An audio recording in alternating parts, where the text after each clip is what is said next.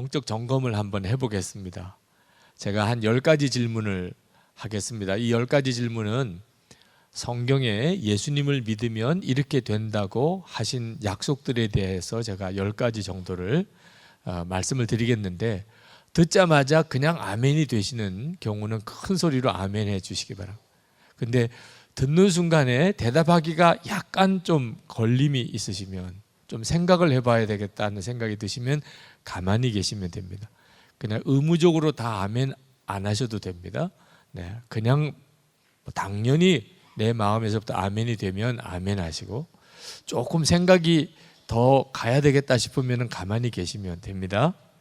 자, 십자가로 인하여 속죄함의 확신이 있으십니까? 둘째, 순교할지라도 예수님을 주님이라고 고백할 수 있습니까? 셋째, 예수님께서 마음에 임하셨음을 아십니까? 넷째, 내 양은 내 음성을 듣는다고 했는데 주님의 음성을 듣습니까? 다섯째, 예수님을 믿으니 이제는 두려움과 염려가 다 사라졌습니까? 여섯째, 예수님이 목자가 되셨으니 이제 부족한 것이 없습니까? 일곱째, 은밀한 죄가 사라졌습니까? 여덟째, 오늘 죽어 천국에 갈 준비가 되셨습니까? 아홉째, 원수도 사랑하게 되었습니까? 열 번째, 자아가 죽었습니까? 보통 목사님들, 사모님들, 선교사님들하고 이 질문을 나누면 굉장히 정직한 대답을 하세요. 그리고 굉장히 겸손하게 반응하세요. 그게 아마 사역자이기 때문에 어떤 질문에 대해서 훨씬 진지하게 내가 정말 그런가 이렇게 돌아보시는 것 같아요. 예수님을 믿는다는 것은 바로 이렇게 십자가의 복음으로 주님이 그리스도라고 하는 사실을 믿는 것과 동시에 지금 그 주님이 나와 함께 계시다는 것을 믿는 것입니다. 이 제자훈련은, 예수님의 사람 제자훈련은 바로 그 점에 초점이 있습니다. 우리의 그리스도이신 예수님이 지금 우리와 같이 계시다. 도대체 그것을 어떻게 믿을 수 있으며 어떻게 그 눈이 뜨일 수 있는지를 훈련하는 교재가 이 예수님의 사람 제자훈련 교재예요. 왜 제자훈련을 해야 되느냐 하는 문제가 또 중요한 문제겠는데, 제가 목회를 처음 시작할 때만 해도 제자훈련은 거의 생소한 용어였습니다. 그때는 성경 공부는 많이 있었어요. 여러 성경 공부가. 근데 그 성경 공부는 대부분 목사님이 전 교인들을 대상으로 이렇게 강당에 다 모아놓고, 예배당에 모아놓고 이제 목사님이 일방적으로 강의하는 식의 성경 공부였어요. 베델이라고 성경 내용을 또 계속 공부하는 좋은 성경 공부 교재도 있었고 뭐 여러 가지 있었지만, 독특하게 제자훈련이라고 이름을 붙이고 사랑의 교회에서 옥하는 목사님이 시작을 하셨어요. 제가 부목으로 있던 교회와 비교적 가깝게 있었기 때문에 한번 제가 교회를 찾아갔었습니다. 왜냐하면 새 가족이 그 교회에 많이 우리 교회로 많이 오는데, 그런데 그 교회에서는 한 사람도 새 가족이 온 사람이 없다고 그 강남 교구를 맡으신 어느 목사님이 지나가듯이 그런 이야기를 하세요. 그래서 제 마음속에 궁금해지더라고요. 어떻게 그 교회에서는 한 사람도 이 교회로 오는 분이 없을까?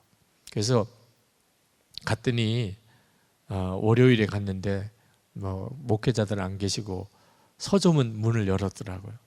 그래서 서점에 들어가서 이렇게 쭉 책을 둘러보는데 평신도를 깨운다 그러면서 제자훈련 교재를 거기서 팔더라고요. 야, 제자훈련이 뭔가? 그래서 그 서점에 있는 분에게 이야기를 했더니 자기는 대답을 해드리기가 좀 그렇고, 그래서 누구 교육자를 소개를 해주겠다고 하더니 그분을 만났어요. 뭐 세미나에 오시면 아실 수 있습니다. 그러시면서 이제 간단히 설명하신 게 뭐냐면 예수님께서 하셨던 방법이라. 예수님이 12명 제자 데리고 훈련하셨다. 그러니까 우리도 예수님의 제자인데 우리도 그렇게 해야 되는 거예요. 다른 설명은 그 뒤에 이제 제가 칼 세미나에 가서 들었습니다만 그 부목사님이 하시는 이야기가 제일 인상 깊었어요. 예수님께서 하신 방법이라. 그래서 제 마음속에 그러면 해야지. 주님이 그렇게 하셨다면. 그런데 뭐 제가 부목사니까 할 수는 없고, 그러다가 제가 이제 담임 목회를 시작을 하면서 나는 제자 훈련식으로 한번 교인들을 훈련시켜 봐야 되겠다. 그렇다고 뭐 세미나를 참석한 건 아니지만 그냥 교재만 사가지고 그냥 해봤어요. 세미나도 참석 안 하고 그냥 교재만 사가지고 해봤어요. 처음에는 사실 한 10명도 안 되는 교인 데리고 제자 훈련을 한다는 게 굉장히 낭비적인 것 같더라고요. 교인들이 한 100명 정도 됐습니다. 근데 장로님이 8분이에요. 권사님이 40분. 대단한 교회죠. 거의 다 집사님. 역사는 부산에서 제일 오래된 감리교회인데 교회는 이렇게 정체가 된 상태인 거죠. 그런데 8명, 10명 이렇게 데리고 제자 훈련을 하는 게 너무 시간이 아까워요. 그것도 2년씩이나. 근데 제가 실제로 담임 목회를 해보니까 진짜 예수님의 제자라고 말할 수 있는 사람 한 사람이 얼마나 귀한가를 비로소 알게 됐어요. 교인이 꼭 수로 계산할 문제가 아니더라고요. 진짜 예수님의 제자라고 말할 수 있는 사람이 서너 사람만 교회에 있어도요, 그 교회 분위기가 완전히 달라집니다. 보통은 목사님 혼자서 고군분투해요. 교인들 중에, 평신도들 중에 이렇게 장로님들도 권사님들도 계시지만 제자라고 말하기에는 잘 훈련되지 못한 면들이 여전히 많습니다. 그러니까 항상 이렇게 서로 부딪혀 가요. 제가 그때 10명을 제자 훈련시켜서 10명이 주님의 제자가 된다면 갑자기 눈이 확 뜨이더라.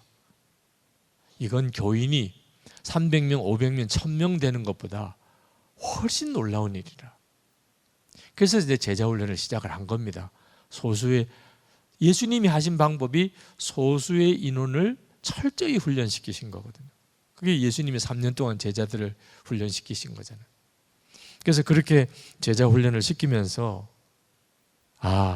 교회를 변화시키는 길이 이 길이구나. 왜 옥하는 목사님이 그렇게 이 제자 훈련 방식을 주장했는지 공감이 되더라고요. 그리고 그 다음에 이제 세미나를 제가 참석을 했어요. 예수님의 제자 훈련, 예수님의 사람 제자 훈련도 방식은 그 평신도를 깨운다와 똑같습니다. 소수의 인원을 데리고 기간은 훨씬 짧아요. 보통 평신도를 깨운다는 한 2년 과정인데 저희는 다 해봐야 한 15주 정도입니다. 기본은 12주고요. 오리엔테이션하고 그 다음에 수료식하고 이렇게 되니까 15주 과정입니다. 제가 실제로 제자훈련을 해보니까 우리 한국교회 교인들이 1년, 2년을 제자훈련을 받아내는 게 굉장히 어려워요. 그리고 중간 탈락자가 너무 많이 생겨요. 그러니까 같은 교회 교인들끼리는요, 탈락을 하면은 참 관리하기가 더 어렵습니다. 차라리 아예 안 한 사람은 모르겠는데 제자훈련 받다가 중간에 탈락한 사람은 그분도 힘들고 저도 힘들고. 그래서 그때 제 생각에 한국교회에서 목회를 잘하려면 탈락을 안 시켜야 돼요. 어떻게 해서든지 시작했다 그러면 수료를 시켜드려야 됩니다. 엉터리로 했든지 하여튼 빛나는 수료증을 드려야 돼요. 이게 한국 교회가 가지고 있는 특성이에요. 그럼 어떻게 해야 되나? 기간을 조금 짧게 해야 된다. 그때 제가 미국 남침내교회에서 성경 공부를 엄청나게 많이 하잖아요.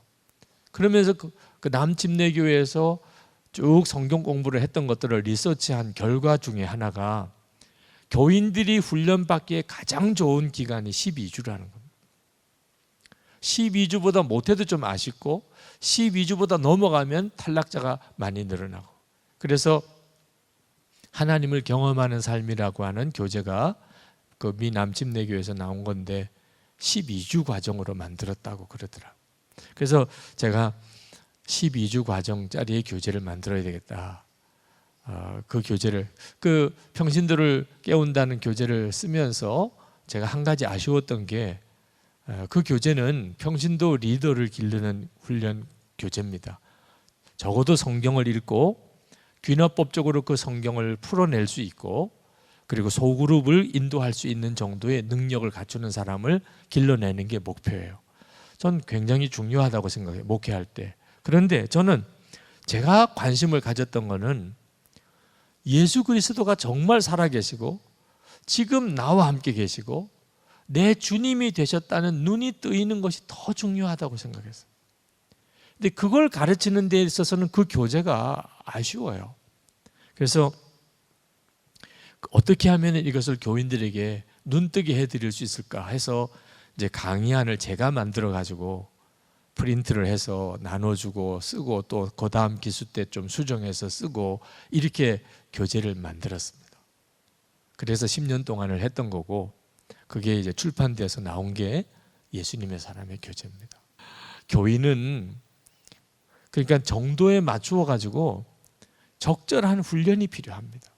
새 가족에게, 처음 교회 나온 사람에게는 구원의 확신을 심어주고 세례받게 해줘야 되고요. 세례받고 이제 막 은혜의 눈이 뜨인 사람, 정말 은혜 충만한 기쁨이 이제 생긴 사람, 잘 그 믿음 성장하도록 돌봐주어서 이제는 교회 집사로서 봉사할 수 있는 믿음이 되도록 만들어줘야 되고, 교회 봉사하는 게 기쁨이 돼서 집사가 되는 것을 자랑스럽게 여기는 사람, 또 잘 살펴 그 사람 믿음을 성장시켜 주어서 이제 다른 사람을 영적으로 돌보고 할 수 있는 권사가 될 수 있는 믿음, 안수 집사가 될 수 있는 믿음으로 세워줘야 되고, 거기서부터 이젠 주님과 교회를 위해서 생명도 바칠 수 있는, 나는 죽고 예수로 사는 이런 믿음이 되도록 세워주어서 그들이 장로가 되도록 해줘야 돼요. 이 집사 단계에 있는 분, 봉사가 기쁨이 되신 분, 이 분들을 훈련시켜 드려서 그 사람이 부진신자를 돌보도록, 또 새 가족을 돌보도록 이렇게 만들어주는 형태가 제자훈련 목회입니다. 교인들을 제자로 훈련시켜주고 그들이 다른 교인들을 돌볼 수 있는 구조로 이렇게 그들을 세워주는 형태죠.